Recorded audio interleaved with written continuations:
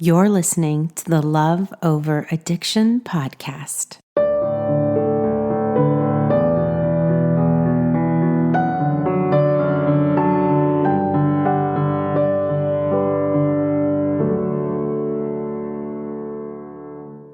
Thank you so much for agreeing to share your story with us. Really appreciate it. Would you mind just starting from the beginning? Sure. For a long time, I was a single mom, and I was a single mom for about 7 years. And a friend of mine said to me, "When was the last time you went on a date?" And I thought to myself, it's been a long time. So my friend helped me do an online profile, and I had a date with a person who is now my husband. And I really got a red flag on the very first date. We went out to a restaurant and we ate something and each had a drink. And then we were having a nice time, so we took a walk up the street and stopped at a bar. And then I had a drink and he proceeded to have about 3 or 4 drinks. And I thought to myself, that's a red flag. Because before dating, I made a list of, if I were to ever get into another relationship, what I would need in a partner. And one of the things was financially stable and not addicted to any substances. So after that first date, he called me and he said, "I'd really love to see you again." And I had been, I saw the alcohol use on the first date, and I thought to myself, you know what, let's pass. So I said, "I'm really busy at this point in my life. It's lovely to meet you. Maybe at some point we could get together for coffee." And then that very Friday, he called me again, and he had been let go from a job. And I thought to myself, why is this person that I had one date with calling me to tell me that he got fired? So time passed, and I'm very busy. I lived in a very busy city at that time. And every couple of weeks I would get a phone call or an email from this person. And I would answer back once in a while, but not all the time. And life went on. And then around the holidays of that year, 2 months after we had our first date, I visited a friend in another city who was also a single mom. And my friend is single to this day and very happy to be so, but we have kind of parallel lives. We're in the same industry. We both have one child. And during the holidays, I sat in her place and I just was like, wow, this is matching my life. You want a partner, don't you? I said to myself. So I came home from the visit, and then this person contacted me again and said, "How was your trip?" And I said, "Oh, it was good." And all the while, this person had been writing me emails and phone calls, like kind of pursuing me. So then he said, "Do you have ice skates?" And I said, "Why are we going skating?" And I actually opened the door a little bit for him to come into my life. And he has 2 children. I have 1, and they're all around the same age. So the 5 of us went ice skating. And on that daytime ice skating date that we brought our kids to, I really saw how loving and caring he was to his children, how he helped them with the skates, and they brought a thermos of hot chocolate. And something inside of me just kind of opened up. And I knew that he had been out of work from getting fired, but I knew that he had taken a temporary job for the holidays. And to me, it looked like he was a dad that was trying his best.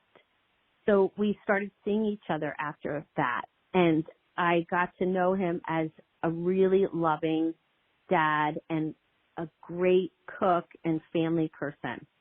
Well, he got another job, but it didn't pay as much as his original job, and he was struggling paying the mortgage.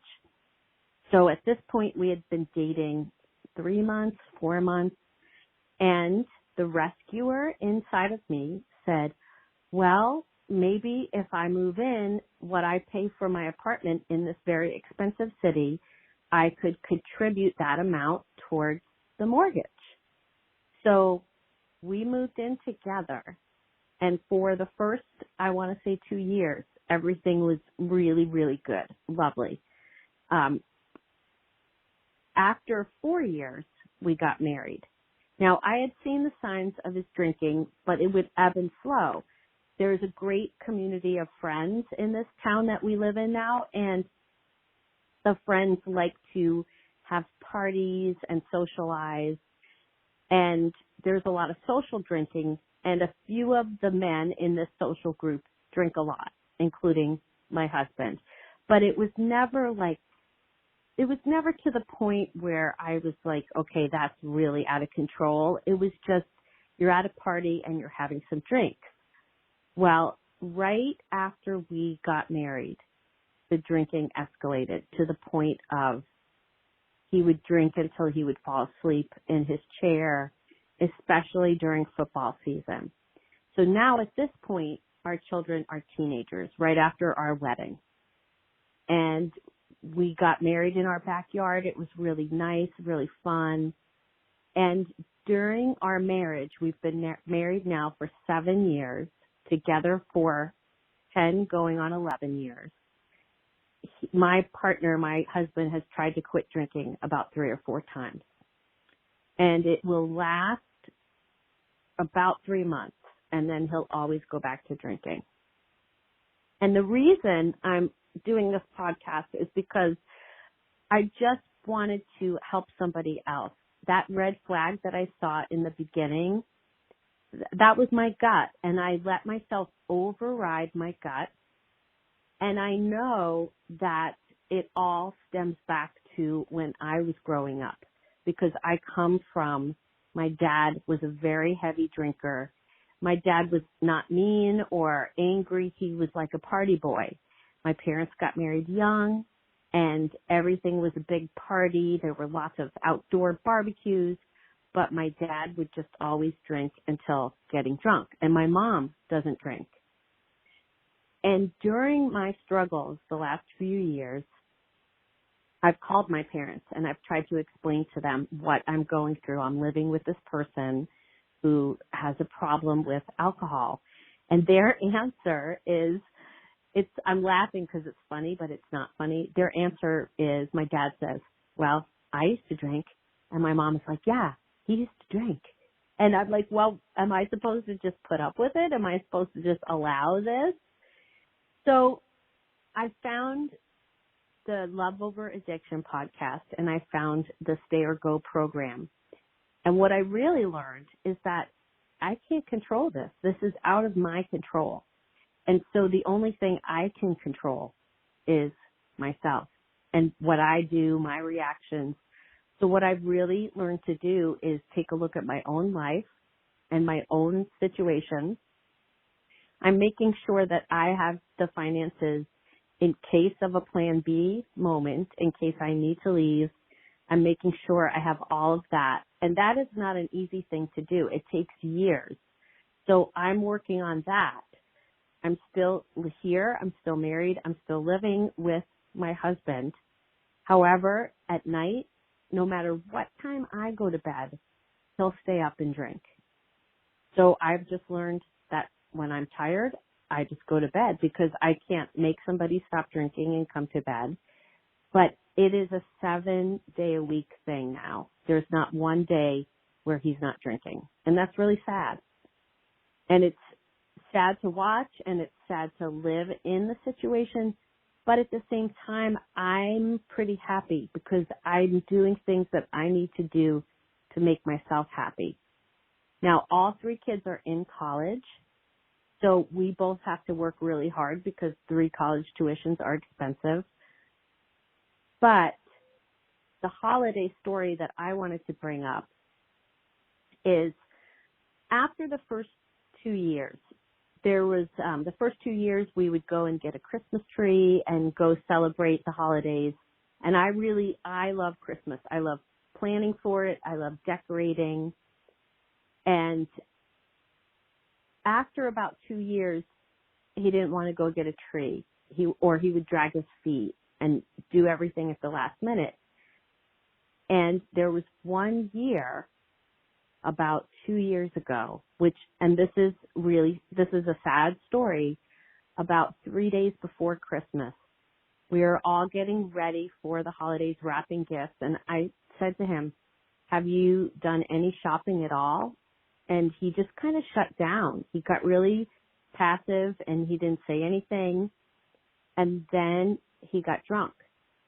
And for the first time ever, he started yelling at his own children, which he never, ever did. He wanted us all to agree to take a summer trip because his family's in a different part of the country. So we live in the Northeast and his family's out West. And he wanted us all to agree to a 4th of July 2-week road trip. And the children all had summer jobs in our town. And I also work in the summer. And I said, that's not really possible because that's a very busy time for all 4 of us. We are all working. And he just lost it. He started shouting and he was like, we never do what I want to do. And I said, yes, but it's not logical that we agree to this trip. And by the way, it's 6 months from now. So we can't even think about it now. And by the way, have you done your Christmas shopping? Have you done anything? So that holiday 2 years ago was just like a nightmare. And then for the rest of the holiday, he just was checked out. He just checked out. And when he sobered up, I said, do you realize that you yelled at your kids? And he's a nice person and he's kind and he's sweet. And it was like something had just taken over him. And that was the point where I really knew I had to make my plan B. That's really, really helpful to hear. So how are you planning ahead with this holiday? Good question, Michelle. I have decided that I'm going to visit my daughter who's in school out of state in a different part of the country. And last year, my daughter came back home for the holidays. And this year, several months in advance, I asked her, would you like to come back here? And she said to me, why don't you come visit me? Because she has an apartment. And I thought to myself, that's perfect.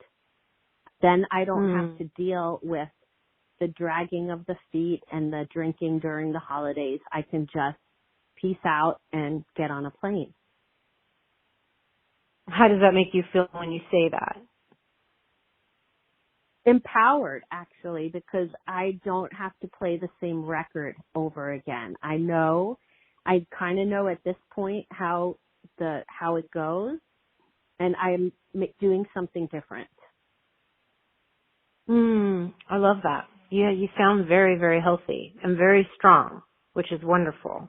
Well, your panicked. programs have helped. It's really been, it's working on myself and taking care of myself has been the key to me not getting, because you hear from my story, he couldn't pay his mortgage, so I jumped in to help. Yeah, you've been fixing and solving for a very long time. And I love that you're taking your power back, which is wonderful. And I absolutely think it's incredible as far as the finances are concerned, because I completely agree with you. That's not easy, is it? No, it's been a couple of years now, and I'm just slowly getting that together, because just living in today's society, it's expensive just to live every day. So to plan ahead for something is a lot of work, and it's okay. Like, it's okay if it takes time. There hasn't been any crazy, I got to get out right the second moment. And if that happens, I know I would somehow make it work, because you do. But I know how this story ends. And it's not going to get better. It's only going to get worse. Gosh, that's great. So does he know about your savings account? No. Nope.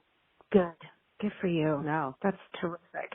So can we park on that for a moment? Because I think we give that advice a lot, which is, and we go through a whole module of it in the program, but can you talk to us about how do you keep that a secret? Do you have to, if you don't mind, and I know this is No, probably I an don't mind intrusive at all. question. No, Thank you. But do you have two separate accounts, or how does this work? Yeah. So when we got together, we both had been divorced, and we never have joined bank accounts. We have everything separate, and I contribute towards the household expenses, and we just keep it all separate. Like if there's a bill that has to be paid and it's, let's say, $400, I'll give him $200. But he pays the bills, which that's another story because sometimes the bills get paid late. So I've resisted taking over the bills because I don't want that job, actually. But I do extra jobs. I do little things on the side, and then I just keep all of that money separated. That's terrific. Have you looked up your credit score lately? Yes, because in the last couple of years we remortgaged our house, so I have looked it up. Okay. Because I remember when I got divorced, I left all the bill paying and was completely negligent with my finances. So I left all of the bill paying to my ex-husband. And then when I went to go rent someplace, I realized my credit score was completely ruined because the bills were in our name. When you refinanced your house, did you refinanced in both your names? Yes. And that was an important thing for me because everything had been in his name, and I just wanted to make sure that my name was on everything in case of an emergency. Like what kind of emergency? Well, I worry that this addiction is going to kill him, and I worry that there's going to be like some sort of medical event. And I just made sure that I had everything set up so that if anything does happen, then, I don't lose the house or whatever. It's a scary thing for me because coming into a situation where someone's not well, it's scary. It's scary. Yeah, absolutely. And so you were looking for assets in your name in case he became ill, that you would have power over where you live or what you drive. Is that right? Was that exactly. the thought process behind that? Right. I wanted to make sure that I wouldn't have to, all of a sudden sell the house in case it was in someone else's name, not mine. Especially because for 10 years, I've been contributing half the mortgage. Absolutely. Yeah, you need equity. That's important. Absolutely. So when you think about your future and you are putting this money away, what do you dream about? What is on your list of things that you would want? What would your life look like without him? Have you thought about that? I have. And the last couple of years, I have to say, I've been in a limbo crossroads. For a while, I said to myself, wait till the kids get out of high school. And it's been a few years since then, and I'm still here. There's another part of the country that I would love to live there, and I don't really know what's stopping me from moving now. I just know that the actual taking that big step and going, as you know, that's like a very, very hard thing. So, and, my husband he's not a mean person. He's not a bad person.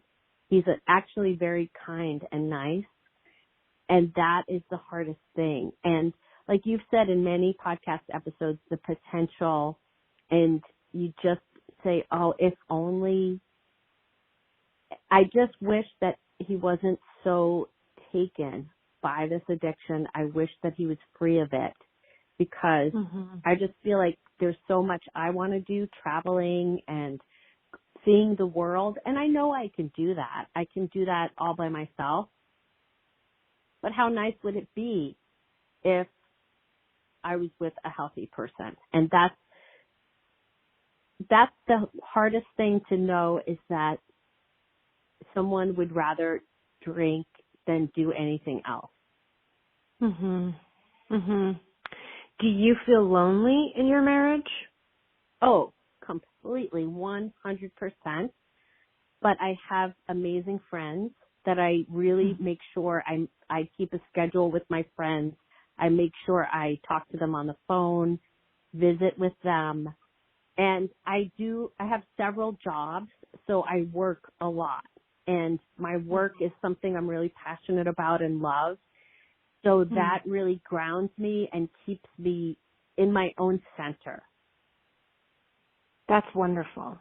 Let me ask you a question about the friends, because I think a lot of us struggle with friendships. I know for me, I wasn't able to maintain any friendships. I just didn't make them a priority, which was another mistake I made. So I was very, not only lonely in my marriage, but lonely in my life, very isolated. Yeah. How do you continue to make friends a priority, and how do you stop yourself from talking about your husband all the time with your friends? I know a lot of us do that, where we feel like we're in constant crisis or we're constantly in trauma, and it feels so good to have somebody listen who cares about us. Sometimes the balance can be off in a friendship, and we can have people push away from us because we're kind of suffocating them with all of the drama that's going on in our life, even though it's real and it deserves space and it does deserve attention. How do you do that? Well, I try really hard not to talk about like the issues.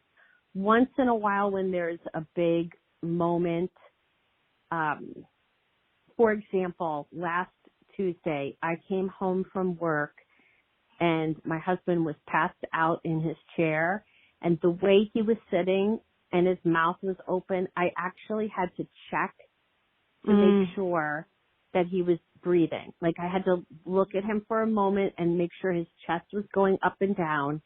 And so I did tell one of my friends that, and my friend was like, oh dear, because that's not normal when you have to check to make sure your partner is still alive. Like when you're coming home from work, instead of being like, hi honey, I'm home, it's like you're holding like a mirror under their face to see if they're breathing.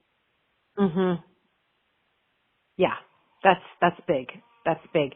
So are your friends like receptive to this? Do they give you advice? Are they shocked you're staying, or are they just very supportive and just listen?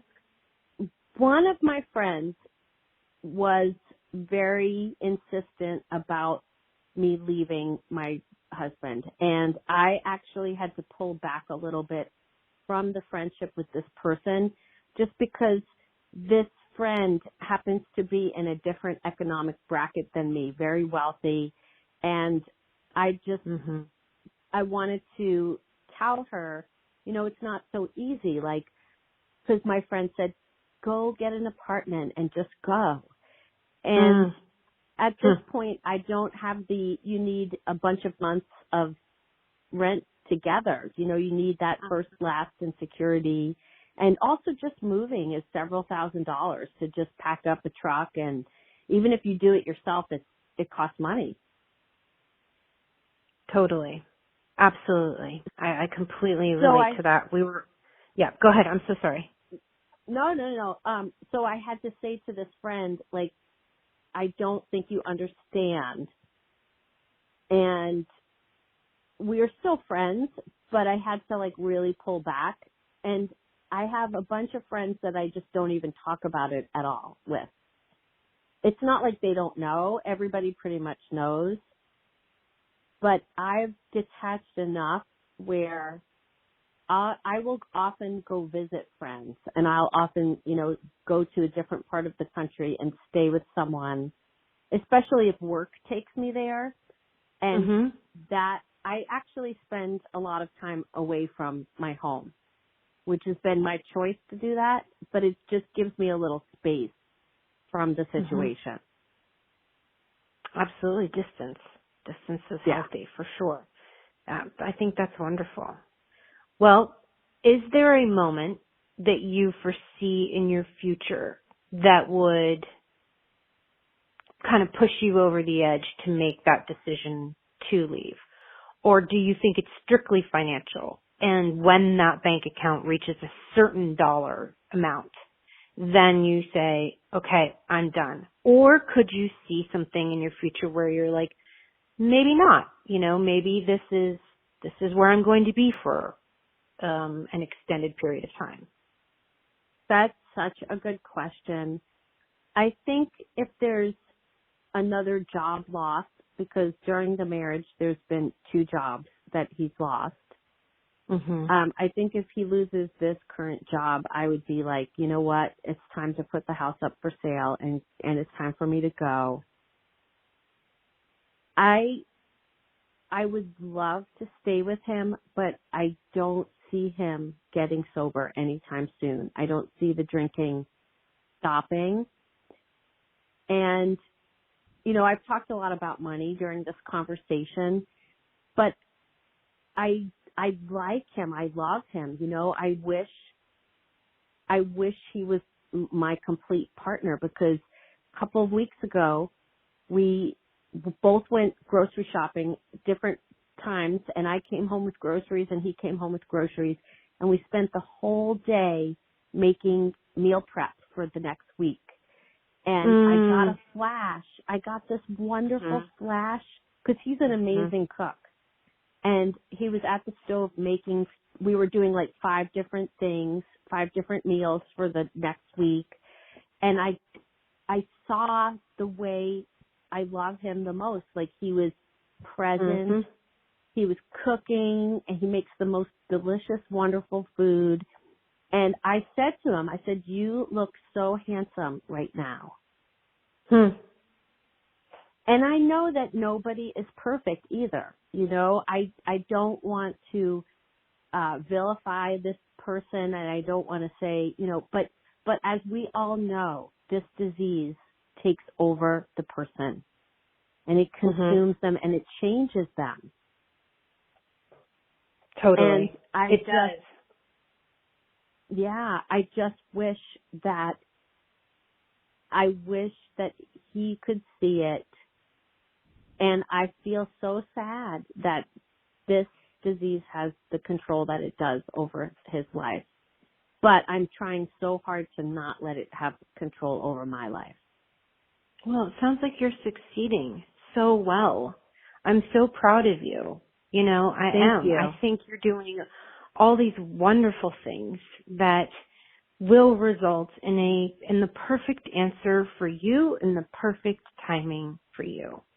And I love what you're doing. You can clearly tell how much work you put into yourself and to design and curate your life, a life that works for you, for your finances and your friendship and your boundaries and your relationship with your kids. And it all just, to me, it sounds very, very healthy. And I'm incredibly proud of you.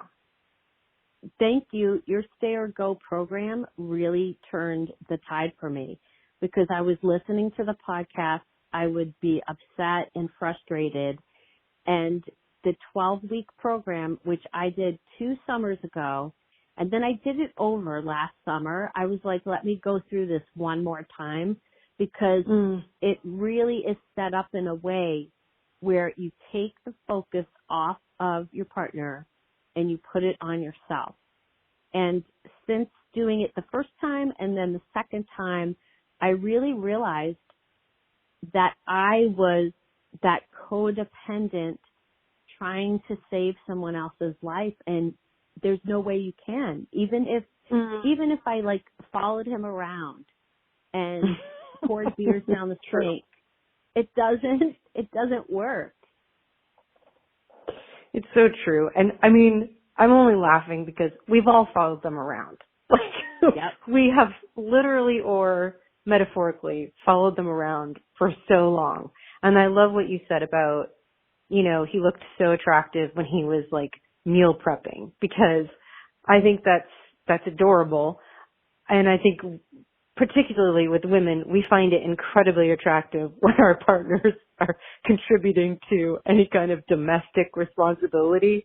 I know when my husband now unloads the dishwasher, I'm like, oh my gosh, you could not get more sexier than this. Right. So I do think, but I think also the flashes that you're having, like of those moments, even after we leave and we've decided to go, I do think those flashes continue, where you'll see them, you'll catch them off guard, where they're not really performing or they're not really noticing that you're watching, and you just think, oh my gosh, if they were this way this whole time, it would just be so great. And you have to be careful, I think, with those flashes, because they are glimmers of hope. But you also need to ask yourself, okay, how much stock am I really, and weight and worth, am I really putting into those moments rather than the reality? Right. And if that makes any sense. It totally makes sense. People are multifaceted and complex, and Totally. it's another part of the codependency thing. I cannot make this other person who I want them to be. They are who they are. And then I have to decide, is it acceptable or is it not acceptable? Can I live with this or not?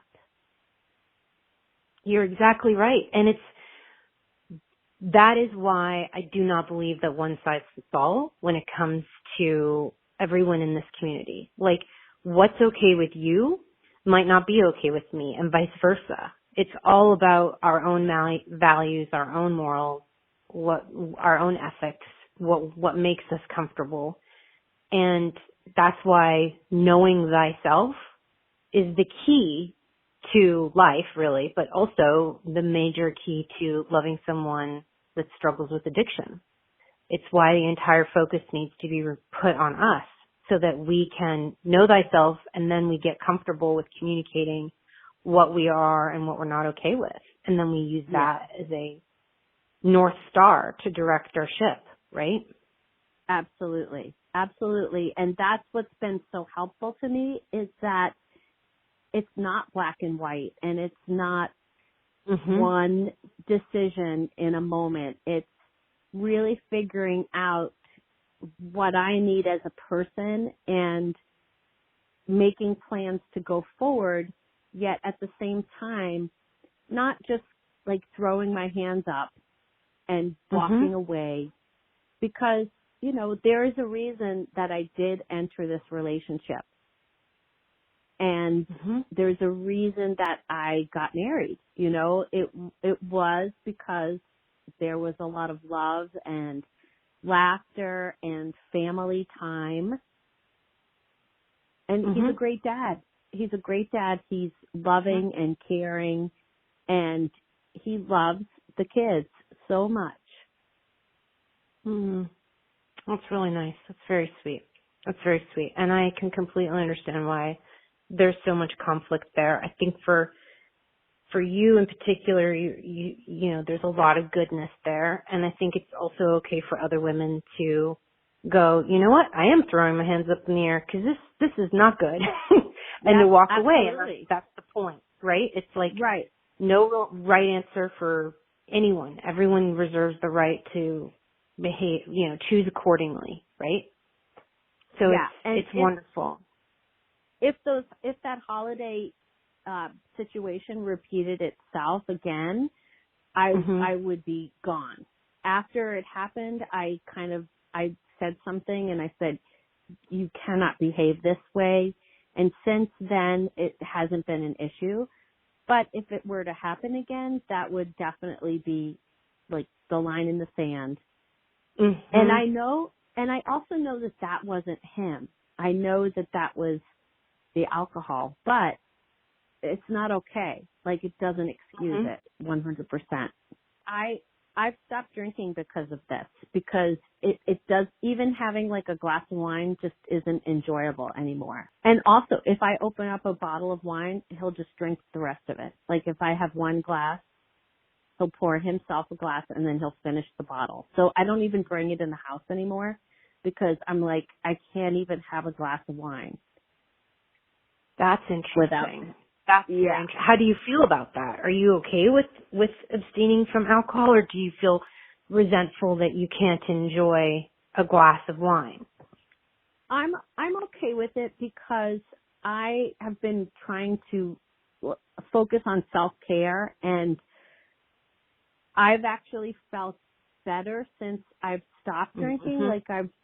And I'm not saying that I'll never go out to a restaurant and have a glass of wine, but just living with someone who has an alcohol problem, I noticed that, especially during the pandemic, I would drink myself a little bit more than normal. Like, if I was living by myself, I'd have maybe 2 glasses of wine a week. And then during the pandemic, it was like every night a glass of wine. So it's good that I stopped.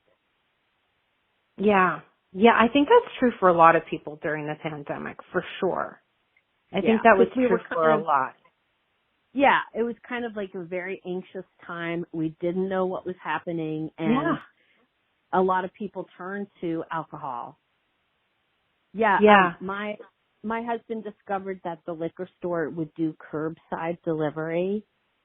And so I just like put my hands to my head, because he was very paranoid during the pandemic. He didn't even want to go out at all, but he had no trouble driving, popping the trunk, and they would just put the bags right in his trunk. Sure they would.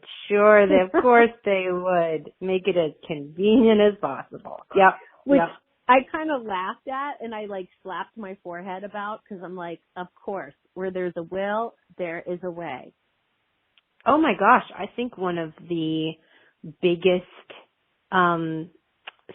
profits during the pandemic were liquor stores, were alcohol sales. I mean, it was a coping mechanism for a lot of people. Sadly, very sadly, because also domestic abuse went up tremendously because people were trapped in the same house together. I know, that makes me so sad. Oh my gosh, it's just, absolutely. I mean, I know we were particularly busy during the pandemic. We never stopped working, because it was very obvious that there was having a really negative effect on, people that struggled with addiction. So I think it was interesting to me because it gave me a level of compassion for people struggling with addiction that I might not have understood before. If that makes sense. It was like, okay, I could see how this could lead to an addiction. I could understand it. Yeah, and I also feel that now that we're out of this, not yet, but hopefully soon, I feel like it's a time for people to really make choices about change, that like maybe some people will finally be like, okay, it's time for me to choose myself now and leave, and I think that could be a good thing. But I just want to say to you that having the resources of your programs and having, the podcast that you have available, and just there's so much just to think about and work through. It really helps people. I just feel like it's been so helpful to so many women, and I just want to thank you for that, because it really saved me from really like losing my own sense of self-worth and going down that rabbit hole of why is this happening and it's my fault, and it's not my fault. It's happening, and I have nothing really to do with it. I agreed to jump into the situation. Yeah, I think you have a very compassionate, loving, extra sensitive, special heart.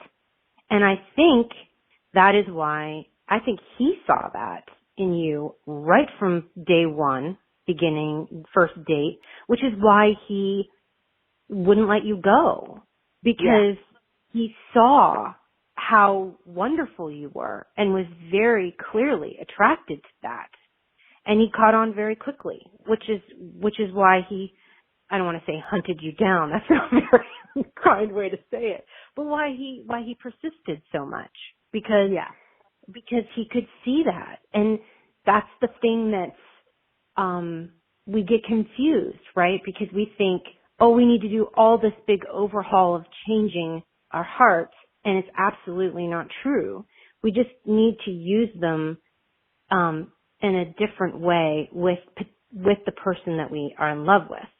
But with the rest of the world, they're actually an amazing, wonderful gift. Yes. And I just also feel like everything in your programs just helps people realize their own power and take it back. And if I sound strong, it's because I've spent the last 3 or 4 years really slowly just building myself back up.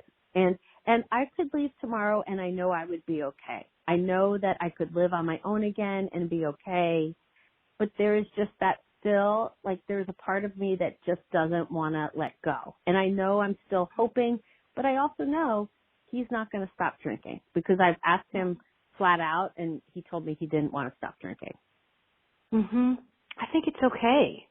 I think you do sound incredibly healthy and strong. And like I said, before, the answer will come. It will come in perfect timing. You don't need to judge yourself or rush yourself into something that you're not ready to do yet. There's probably some lessons you still are going to be taught in the time that you're staying. So I think it's wonderful. I think you're exactly where you need to be.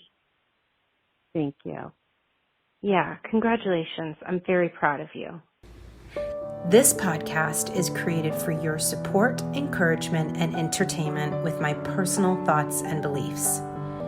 We are bonded together by the fact that we love someone suffering from addiction. This is not intended as a substitute for therapy or advice from a professional.